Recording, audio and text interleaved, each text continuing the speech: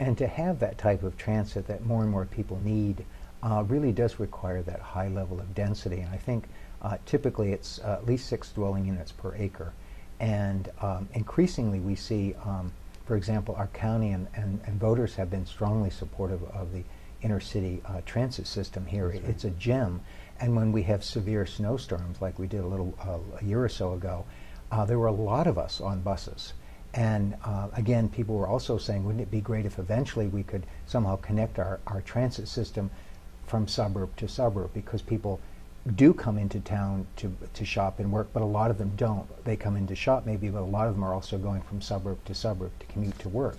So to have developed some type of core, at least to begin with, where we have appropriate density and better transit system, really in the long run benefits everyone here, doesn't it? Exactly. I think you make very good points. And a question, if I may, on the side. We, because of the Growth Management Act, we are encouraging density to prevent sprawl that no one really likes. That's right. And Olympia, Lacey, and Tumwater have urban growth areas. That's right. And I, for example, live in Thurston County, but I live in Olympia's urban growth area. An urban growth area, and I think there are 50 or 60,000 people in Thurston County that live in these urban growth areas, particularly in North County. What are some of the challenges the city of Olympia has in terms of dealing with urban growth areas? Well, again, the urban growth area was coming from the concept of concentrating growth where there was infrastructure. Right. So we keep our infrastructure costs down by placing our highest density areas where it's easy to provide services. And of course, by infrastructure, I know that you and most of the viewing audience knows that I'm talking about water and sewer, basic utilities, as well as surface transportation. So it's much less expensive for the public to provide services in a dense environment than in a sprawling environment. It's also better for the environment. Yes. So in our area, of course, we need to be extremely sensitive of how stormwater affects one of our most important natural assets, Puget Sound. That's right. So water quality becomes easier to manage. Surface stormwater becomes easier to manage when you concentrate that growth. It's also easier to control things like flooding.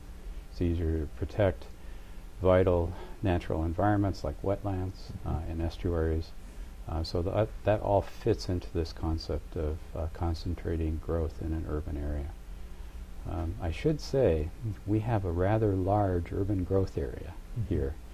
If you put our metropolitan urban growth area together, it's about the same footprint as the city of Paris, France. Wow.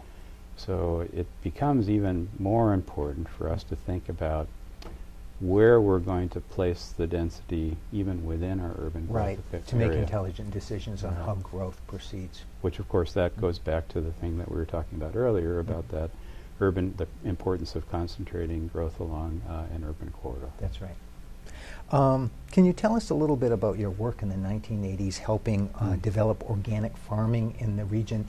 A lot of folks are now interested in buying organic. In fact, we're told that the percentage of people, sales for organic fruits and vegetables grows by at least 20% a year compared to 3 to 4% for regular food items. So increasing number of folks in the area care about organic farming. Can you tell us just briefly a little bit about what you did in the 1980s? Sure.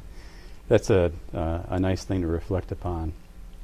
And it actually, I'm so grateful to see all of the attention that organic farming is getting these days. I remember way back when in the day, in the late 70s and early 1980s, when organic agriculture was not looked upon as something that was viable. Even by some of our own professional extension agents in the state of Washington. I remember the time when a couple of extension agents told me directly that organic agriculture was a lifestyle. Lifestyle choice. It really wasn't something that was viable for our future. And here we're looking at organic fruits and vegetables, about $28 billion a year is produced nationally. Back in the 1980s, I was executive director of something called the Farm and Community Council. And with support from Thurston County and the City of Olympia. We provided technical assistance to small startup family farmers, mostly organic growers. And many of the farms that we have today that are the sort of the larger organic producers in Thurston County came out of that work that we did in the early 1980s. Really forward thinking. Well, it was a lot of fun, and maybe a little bit before its time back then. It was a struggle. We started something called Farmers Wholesale Co-op, which was eventually in the late 1980s sold to Charlie's Produce. So Charlie's Organic Produce was one of the beneficiaries of some of that early organizing that we did back in the 80s. Can you tell us a little bit about you? One of your hobbies is growing fruits and vegetables, and on a small urban lot. Can you tell us a little about that and how many months a year you're able to do that? Certainly. I like growing fruits and vegetables 12 months out of the year. Wow. Joyce and I, my wife Joyce and I, are avid gardeners, and we both like to dedicate some of our time. It's good therapy, and actually cheaper than a therapist, to get out in the garden. We right now in the month of December and through January, February, we'll have kohlrabi, kale. We still have carrots and parsnips in the ground, which they sweeten up as the weather gets colder. We'll have winter over broccoli, and we grow quite a number of fruits as well. One of my favorites is persimmons. I've had quite a bit of success with persimmons. And interlocking grapes, let's see, 3 different kinds of apples, blueberries. Wow. It's a lot of fun. All this on an urban city lot. Yeah, I'm just amazing. A frustrated urban farmer. You also live in a historic house, and you're actually renovating it. How is that going? Oh, it's great.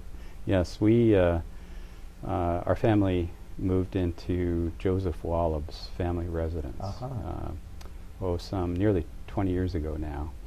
Many people will be familiar with where the McCleary Mansion is in the South Capitol neighborhood, which was a building that Joseph Wallab, one of Olympia's first architects, Joseph Wallab designed and built the McCleary Mansion. And at the same time, right across the street, he built a small house for himself and his family.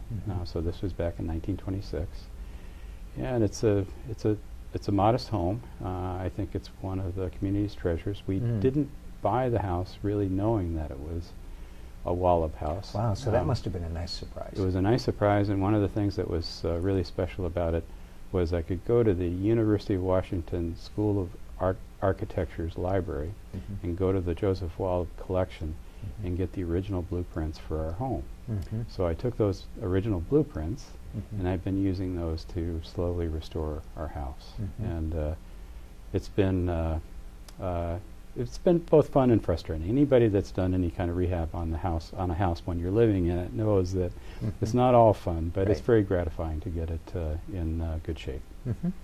Is there anything else you'd like to share with our audience today? Well, I guess upon reflection, and I'm so grateful for your giving me this opportunity to talk to people.